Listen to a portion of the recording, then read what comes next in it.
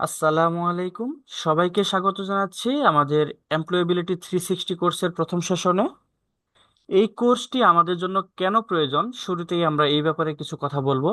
তারপর আমরা চলে যাব আজকের মূল সেশন অর্থাৎ মূল আলোচনার দিকে। তো আমাদের বর্তমান চাকরি বাজারে শুধুমাত্র সিজিপিএ বা ডিগ্রি কিন্তু যথেষ্ট নয়। আমরা যদি একটি ভালো চাকরি পেতে চাই, ভালো একটি জব ফিল্ডে যাই, তখন কিন্তু তারা আমাদের কাছ থেকে শুধু সিজিপিএ বা সার্টিফিকেটের উপর বেস করেই আমাদেরকে নিয়ে নিবে না। তারা আমাদের কাছ থেকে কি চাইবে? আমরা আমাদের স্কিলস, আমরা কতটা দক্ষ, আমাদের কি কি স্কিলস রয়েছে। অর্থাৎ সিজিপিএ বা ডিগ্রির উপরই কিন্তু আমাদের চাকরি পাওয়া না পাওয়ার সম্পর্কটা নির্ভর করতেছে না, নির্ভর করতেছে আমাদের সঠিক দক্ষতা ও প্রস্তুতি। এমপ্লয়েবিলিটি 360 কোর্স আপনাদের communication skills, team work, problem solving এর ক্ষমতা এবং কনফিডেন্স বা আত্মবিশ্বাস বাড়াতে সহায়ক হবে। তো এই কোর্সের মাধ্যমে আপনারা আপনাদের সিভি তৈরি থেকে শুরু করে ইন্টারভিউ প্রিপারেশনের জন্য যাবতীয় ব্যাপারে প্র্যাকটিস করবেন এবং দক্ষ হবেন। তাই আমরা অনুরোধ করব যে এই কোর্সের মূল্যায়ন তথা আমাদের নির্দেশনা বা গাইডলাইনগুলো যথাযথভাবে ফলো করার। আমি মূলত দুইটি বই থেকে প্রত্যেক অধ্যায়ের উপরই আলাদাভাবে আলোচনা করব। কে এম হাসান রিপন স্যারের এমপ্লয়াবিলিটি শুরু থেকে শীর্ষে নামক বইটির প্রথম অধ্যায় দিয়েই আজকের জার্নিটা আমি শুরু করতে চাচ্ছি। আজকের আলোচনার বিষয় হচ্ছে the the first step to finding your dream job, অর্থাৎ আপনার স্বপ্নের চাকরি খুঁজে পাওয়ার জন্য বা আপনার স্বপ্নের চাকরি খুঁজে পাওয়ার প্রথম ধাপ। আমাদের সমাজের অনেকেই তাদের কাজ এবং কেরিয়ার নিয়ে বিভ্রান্ত বোধ করেন। অনেকে জানেন না যে কিভাবে তাদের পছন্দের চাকরিতে পৌঁছাতে পারবেন। আজকের আলোচনায় আমরা সেই পথ খুঁজে বের করার চেষ্টা করব। আমি মুজাহিদুল ইসলাম মামুন, এবং আজকের লেকচারটি হবে সম্পূর্ণরূপে গাইডলাইন ভিত্তিক, যা আপনার কেরিয়ার গঠনের প্রথম ধাপ সম্পর্কে আপনাকে সাহায্য করবে। তো আসুন শুরু করি। স্ক্রিনে আমরা দুটি শব্দ দেখতে পাচ্ছি, একটি হচ্ছে ওয়ার্ক ওয়ার্ক এবং আরেকটি হচ্ছে জব। তো প্রথমে আসি এদের পার্থক্যের দিকে। জব হচ্ছে একটি প্রতিষ্ঠানে কাজ করা যেখানে আপনি একটি নির্দিষ্ট বেতনের বিনিময়ে সময় এবং শ্রম দিয়ে থাকেন। এখানে আপনার স্বাধীনতার মাত্রা কিন্তু খুবই কম থাকবে, সীমিত আকারে থাকবে। এক কথায় বলতে গেলে প্রতিষ্ঠান আপনাকে একটি নির্দিষ্ট কাজের জন্য নিয়োগ দিবে এবং আপনি প্রতিষ্ঠানের নিয়ম অনুযায়ী সেই কাজগুলো করে যাবেন। অন্যদিকে ওয়ার্ক হচ্ছে আপনি কি করতে ভালোবাসেন, আপনি যা করতে ভালোবাসেন এমন একটি কাজ যা আপনার প্রতিভা, প্যাশন এবং দক্ষতাগুলোকে ফুটিয়ে তুলবে। আপনার কাজের ক্ষেত্রে আপনি নিজের মতামত অনুযায়ী কাজ করতে পারবেন এবং এটি থেকে কিন্তু আপনি আপনার মানসিক শান্তিও পাবেন। তো এখন আপনাকে যদি বলা হয় যে আপনি কোনটি প্রেফার করেন, ওয়ার্ক নাকি জব, সবাই কিন্তু জেনারেলি সবাই জবের দিকে ফোকাস থাকে, যে কারণে তাদের জব ফিল্ডে অনেক স্ট্রাগল করতে হয়। কেউ যদি তার ওয়ার্কের দিকে ফোকাস করে, তার প্যাশনের দিকটাতে সে প্রায়োরিটি দেয় এবং সেই কাজটা সে ভালোভাবে করতে জানে, তাহলে কিন্তু তার চাকরির কোনো চিন্তা করতে হবে না। সেজন্যই আমাদের মূল লক্ষ্য হওয়া উচিত চাকরি নয় বরং কাজ। কারণ যদি আপনি এমন একটি কাজ দক্ষতার সাথে করতে পারেন যেটা আপনি করতে ভালোবাসেন, তাহলে চাকরি পাওয়ার জন্য আপনাকে কখনোই দুশ্চিন্তা করতে হবে না। কারণ দক্ষতা এবং পেশনের সমন্বয় হলে শুধু চাকরি নয়, এটি আপনার স্বপ্নের কেরিয়ারকে বাস্তবায়ন করতে সাহায্য করবে। তাই আমাদের মূল লক্ষ্য কি হওয়া উচিত? মূল লক্ষ্য হওয়া উচিত আমাদের কাজ, চাকরি নয়। কারণ কাজের উপর ফোকাস করলে আপনি কেবল চাকরি নয়, ব্যক্তিগত সন্তুষ্টির পাশাপাশি আপনি মানসিক শান্তিও পাবেন। তো একটি উদাহরণ দিচ্ছি, যে ধরুন যে আপনাকে দুটি প্রতিষ্ঠান থেকে কাজের অফার দেওয়া হলো। একটি উচ্চ বেতনের কর্পোরেট চাকরি, অন্যটি তুলনামূলক কম বেতনের, কিন্তু সেখানে আপনার পেশনের জায়গাটি রয়েছে, অর্থাৎ আপনার পেশন অনুযায়ী সেখানে আপনি কাজ করতে পারবেন। স্যালারির দিকে তাকিয়ে যদি আপনি প্রথমটি বেছে নেন, তাহলে কিন্তু সেই কাজ এক সময় আপনার ভালো লাগবে না।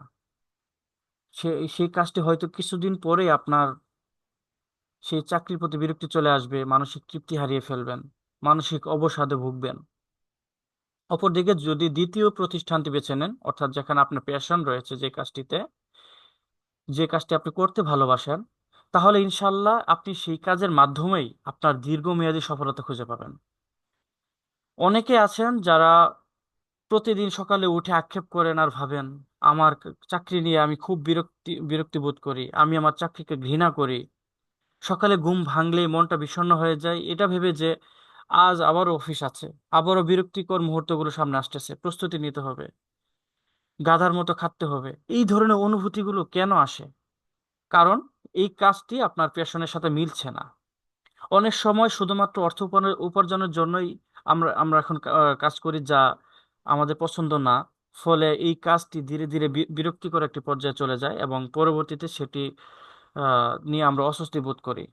কিন্তু আপনি যদি এমন একটি কাজ বেছে নেন যে কাজটি করতে আপনি স্বাচ্ছন্দ্য বোধ করেন, ভালোবাসেন, তাহলে সেই কাজটি আপনার জন্য কখনোই বিরক্তিকর হবে না, বরং এটি আপনার জন্য হবে একটি আনন্দের মাধ্যম। তো এখানে আমি 5টি রিজন মেনশন করেছি যে কি কি রিজন হতে পারে আমার চাকরিকে ভালো না বাসার বা আমার চাকরির প্রতি আমার বিরক্তি ভাব চলে আসার। এখানে 5টি রিজন আমি মেনশন করেছি, আর অনেক রিজন আছে, কিন্তু এই 5টি রিজন সবার জন্যই মৌলিক। তো একটি ঘটনা শেয়ার করছি। রিমেল নামের একজন সফটওয়্যার ইঞ্জিনিয়ার ছিল। সে তার গ্রাজুয়েশনের পর একটি কর্পোরেট অফিসে চাকরি নিল, কিন্তু এই কাজটি তার একেবারেই ভালো লাগছে না। এই 8টা 5টা ডিউটি, সকালে ঘুম থেকে উঠে অফিসে যাওয়া, বসের ইনস্ট্রাকশন মোতাবেক তার কাজ করা, এইগুলো সে মন থেকে মেনে নিতে পারতেছিল না। তার এই কোম্পানির কর্পোরেট জবগুলো তার কাছে ভালো লাগতেছিল না। তার আহ, উম, আহ, বারবার মনে হচ্ছিল যে চাকরিটা পরিবর্তন করতে পারলে ভালো হয়। সেই এই ব্যাপারগুলো নিয়ে খুবই ডিপ্রেশনে থাকে। পরবর্তীতে সে তার প্যাশনের একটি জায়গা খুঁজে নিল।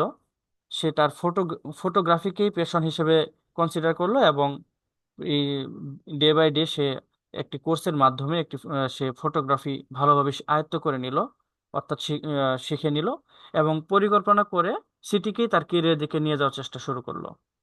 বর্তমানে সে একজন সফল ফটোগ্রাফার। এখন তার প্রতিদিনের কাজ তাকে আর ক্লান্ত করে না, প্রতিদিন সে আনন্দের সাথে কাজ করে। এরকম হাজারো উদাহরণ রয়েছে যা আমাদের সমাজে আমাদের বর্তমান যে কাজ, বর্তমান যে চাকরি, তার থেকে আমাদের পেশনের জায়গাকে বেশি প্রায়োরিটি দেওয়ার কারণে এই মানুষগুলো সে তার কেরিয়ারকে সাকসেসফুলের দিকে নিয়ে যাচ্ছে। তো এই জন্যই আমাদের শিক্ষা নিয়ে আমাদের উচিত যে আমাদের স্বপ্নের কাজ বা পেশনের জায়গাগুলোকে ফাইন্ড আউট করা, যা আমাদের কেরিয়ার গড়তে সাহায্য করবে। এখন প্রশ্ন আসছে যে কিভাবে আমরা আপনার আপনার স্বপ্নের কাজ, আপনার স্বপ্নের চাকরি খুঁজে পাবেন। আমাদের সমাজে এমন অনেক কাজ রয়েছে যা আমাদের পেশনের সাথে মিলে যায়, কিন্তু আপনি হয়তো এখনো সেগুলো নিয়ে ভাবেননি বা খুঁজে পাননি। তাই প্রথমেই আপনার নিজেকে বিশ্লেষণ করতে হবে। আপনার প্যাশন কি? আপনার প্যাশন কোন জায়গায়? কি ধরনের কাজ আপনি করতে ভালোবাসেন? তো এজন্য আমি এখানে 3টি গাইডলাইন, এখানে আমি কয়েকটি গাইডলাইন দিয়েছি, 4টি গাইডলাইন, যা যা আপনার স্বপ্নের কাজকে খুঁজে পেতে সাহায্য করবে। তো প্রথমত হচ্ছে যে এমন কাজ আপনি বেছে নিন যা আপনি করতে ভালোবাসেন এবং যেটি করতে আপনি কখনো বিরক্ত হবেন না। আর দ্বিতীয়ত হচ্ছে এমন একটি কাজ যা আপনার জীবনযাত্রার সাথে মানানসই। এবং তৃতীয়ত হচ্ছে এমন কাজ করুন যা আপনার হৃদয়ে শান্তি এনে দেবে, অর্থাৎ মানসিক তৃপ্তি পাবেন। এবং চতুর্থ হচ্ছে যে এমন কাজ যা আপনাকে প্রতিদিন সকালে ঘুম থেকে জাগতে সাহায্য করবে, কোনো অ্যালার্মের প্রয়োজন হবে না। ধরুন যে নীল একজন প্রোগ্রামার, সে প্রোগ্রামিং করতে ভালোবাসে। সে এর মাধ্যমে প্রতিনিয়ত নতুন নতুন কিছু তৈরি করতে খুবই আগ্রহী। তো অর্থাৎ আমরা বুঝতে পারতেছি তার প্রোগ্রামিংটা হচ্ছে তার প্যাশনের জায়গা, তার ভালো লাগার জায়গা। সে সবসময় আগ্রহ নিয়ে প্রোগ্রামিং এর বিভিন্ন নতুন নতুন আহ, দিকে সে নিজেকে আপডেট করে রাখার চেষ্টা করতেছে এবং বিভিন্ন নতুন চ্যালেঞ্জ নিতে সে স্বাচ্ছন্দ্য বোধ করতেছে। তো এখন যদি সে এমন একটি কাজ বেছে নেয় যেখানে এই প্রোগ্রামিং গুলো হয়, যে এই এই রিলেটেড কর্পোরেট অফিসে সে যদি জব করে, তাহলে কিন্তু সে কখনো এটাতে মানে বোর্ড হবে না। সে বরং সে স্বাচ্ছন্দ্য বোধ করবে। কারণ কি? সে এমন একটি কাজ বেছে নিয়েছে যেখানে তার প্রতিদিন নতুন নতুন চ্যালেঞ্জ মোকাবেলা করতে হয়, যা সে পছন্দ করে, ভালোবাসে। তাহলে কিন্তু এই কাজটি তার জন্য কখনো বিরক্তিকর হবে না, বরং এটি তার জন্য পেশনের সাথে মিলে যাবে।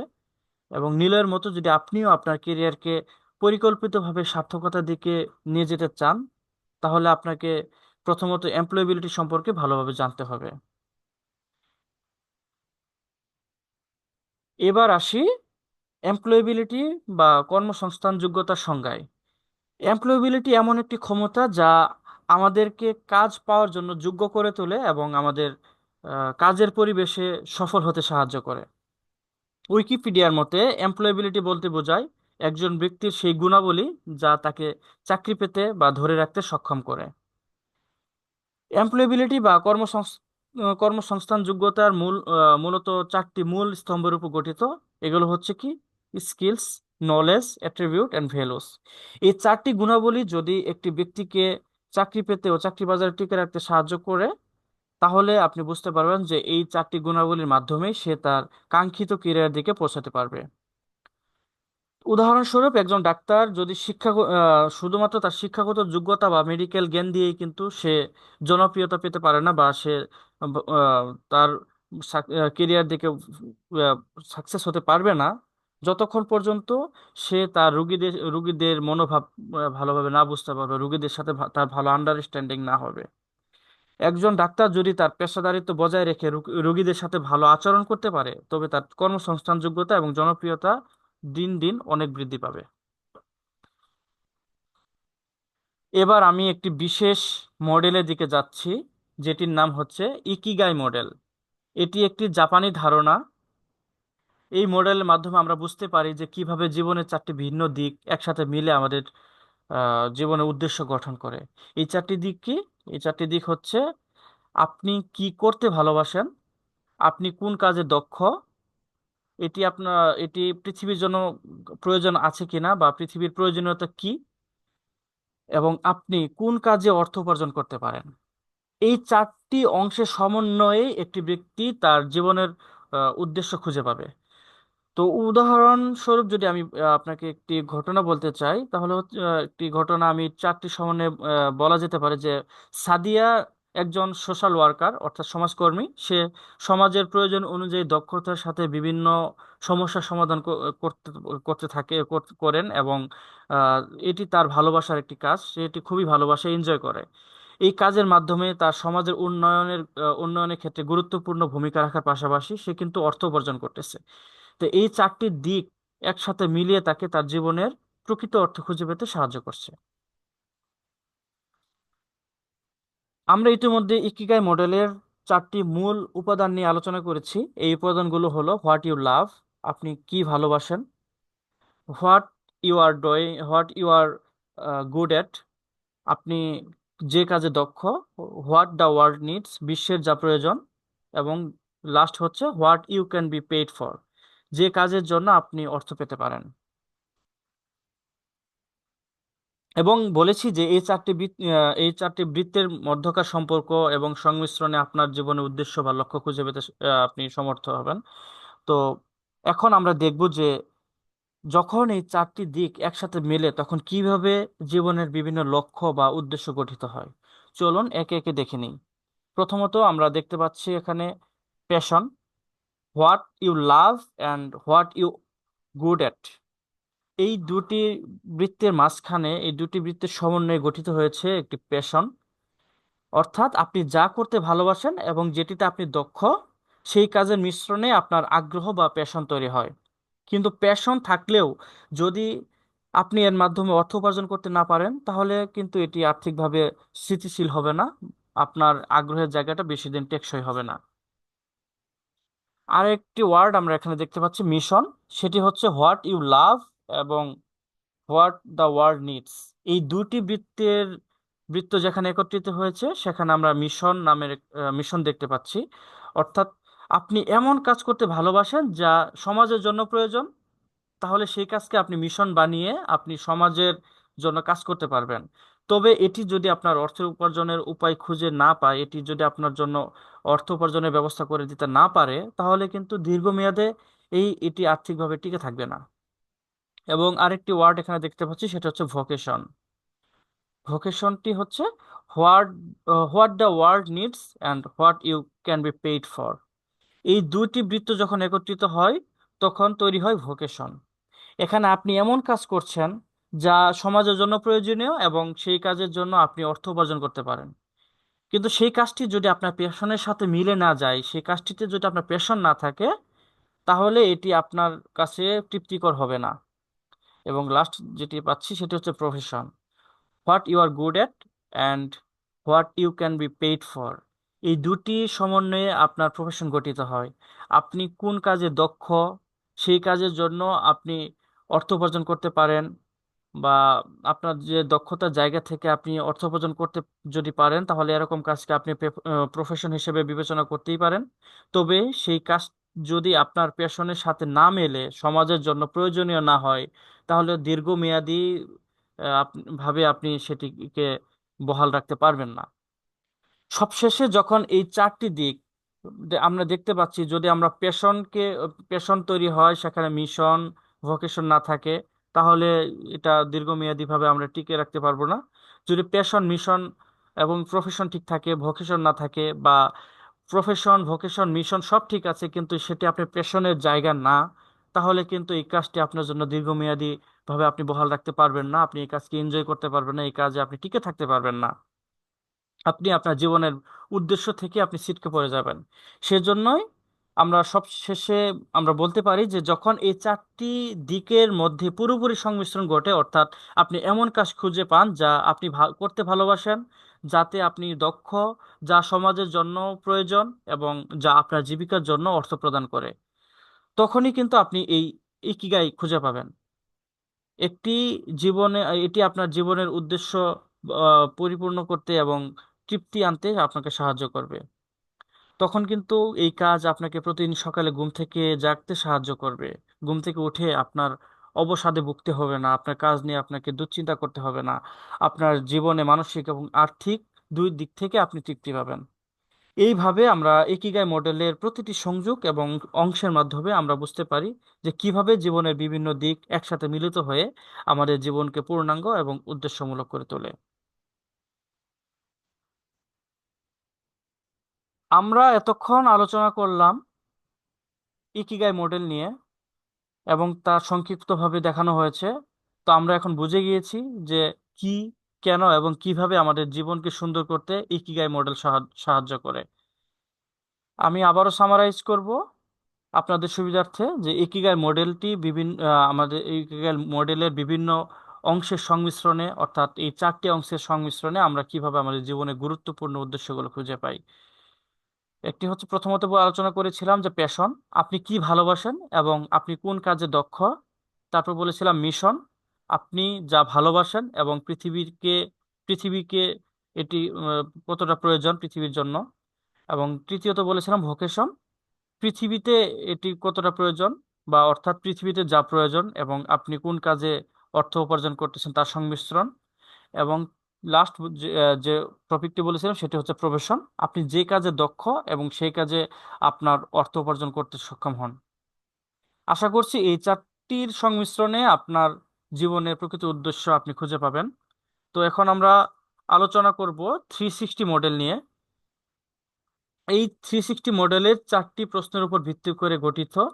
প্রথমত হচ্ছে যে আপনি কি ভালোবাসেন, আপনি কোন কাজে দক্ষ, আপনি কোন কাজে আপনার অর্থ উপার্জন করতে পারেন, এবং আপনার কাজ সমাজের জন্য প্রয়োজন কিনা। অর্থাৎ আমরা যে একটু আগে ইকিগাই মডেলের কথা বললাম, সেই মডেলের সাথে কিন্তু এটা অনেকটা মিলে যাচ্ছে। এটি আমাদের 360 কেরিয়ার মডেল, যে আপনি কি করতে ভালোবাসেন, কোন কাজে দক্ষ, এবং এই কাজের মাধ্যমে আপনি আপনার অর্থ উপার্জন করতে পারেন কিনা। এবং সব থেকে বড় যে জিনিসটা দেখতে হবে, এই কাজটা আপনার জন্য এই কাজটি সমাজের জন্য প্রয়োজন কিনা। কারণ এটা যদি ওয়ার্ল্ডে যদি এটা নিড না থাকে, এটা প্রয়োজন না থাকে, তাহলে আপনি কিভাবে অর্থ উপার্জন করবেন? এটা একটা অবশ্যই বিবেচনার বিষয়। তো আমি উদাহরণ হিসেবে আপনাদের সুবিধার্থে এখানে তিনটি উদাহরণ মেনশন করেছি, যেমন what you love to do, আমি কি করতে ভালোবাসেন, আপনি কি করতে ভালোবাসেন। এখানে আপনি যা যা করতে ভালোবাসেন সেগুলোর একটা আহ, তালিকা তৈরি করবেন। যেমন আপনি রান্না করতে ভালোবাসেন, পড়তে বা শিখতে ভালোবাসেন, ট্রাভেল করতে ভালোবাসেন। এখন আপনার এই তালিকাগুলো থেকে আপনি পরবর্তী প্রশ্নে এই তালিকাগুলো নিয়ে যাবেন যে what job you are specially trained in. আপনি এগুলোর জন্য স্পেশালি ট্রেন্ড হয়েছেন কিনা, অর্থাৎ আপনি এই ব্যাপারে আপনি দক্ষ কিনা, আপনার এইগুলো ব্যাপারে আপনার ভালো স্কিল আছে কিনা।